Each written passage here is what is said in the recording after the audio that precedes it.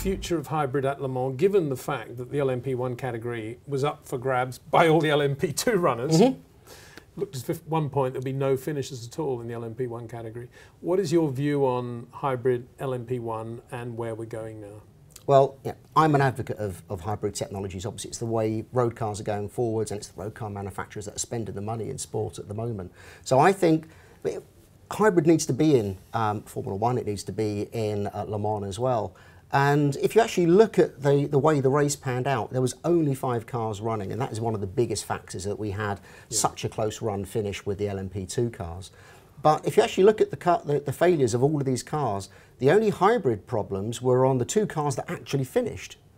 The other cars that didn't finish had almost conventional Le Mans type problems. Oil for the number 1 Porsche, a crash for the other, a crash on the other Toyota, and the clutch, as we say. So the hybrid systems, because they're redundant from the petrol engines, they actually allow a degree of reliability that Le Mans would actually benefit from, and that was proven this weekend. But they are expensive, and you know, Le Mans and or the ACO and the World Endurance Championship, the FIA, are all talking about the future regulations about which way LMP1 will go. Now, there's 2 categories in LMP1. You have the hybrids, which have to be run by the manufacturers.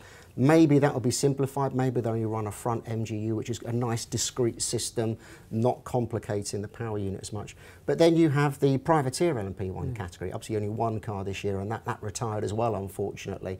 Maybe that is one of the areas where they want to expand, and a lot of teams that are a bit frustrated by the LMP2 regs, where you can only buy a customer chassis and a customer engine, and they want to develop their cars, will come into LMP1, and we know there's quite a few people that are looking at this quite closely. It's quite an exciting category to develop because it's such an interesting chassis, interesting aero. You can buy the powertrain in from somewhere else. Maybe it will go more that direction. But I think hybrid does need to be a key part of it. Well, Audi have pulled out.